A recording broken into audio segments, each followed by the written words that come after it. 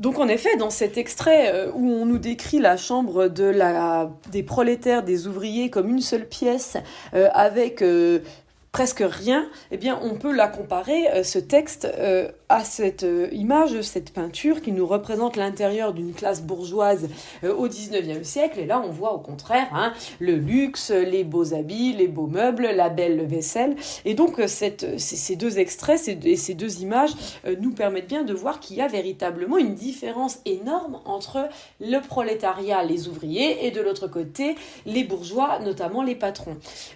À souligner que certains patrons essayent quand même un petit peu de réduire ces inégalités. C'est le cas, par exemple, comme nous l'avons pu le voir au Creusot avec Eugène Schneider, qui lui va faire une politique paternaliste, c'est-à-dire qu'il va tenter de donner quelques avantages sociaux, mais attention, toujours dans l'idée d'asseoir son autorité.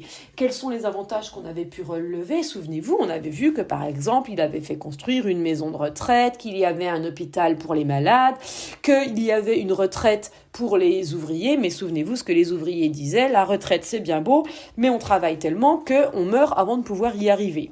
Donc, dans ce contexte, dans cette indignation face aux inégalités, eh bien, des nouveaux mouvements politiques vont se développer pour défendre les prolétaires.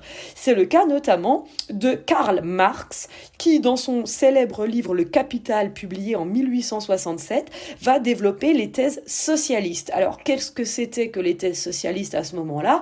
Eh bien, c'était l'idée qu'il fallait s'emparer de l'État par une révolution et ainsi établir l'égalité entre tous, notamment l'égalité, bien sûr, entre les bourgeois et les prolétaires, afin que tout le monde vive dans le même niveau. C'est aussi une période où vont se développer, je l'ai cité tout à l'heure, les syndicats, qui vont avoir pour objectif de défendre les droits des travailleurs face à leurs patrons.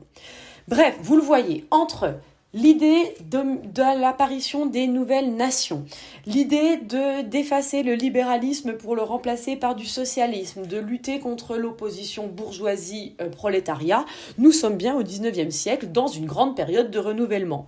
Toutefois, tous les changements et les déceptions ne vont pas être entendus et beaucoup de personnes vont fuir, vont migrer, notamment vers l'Amérique.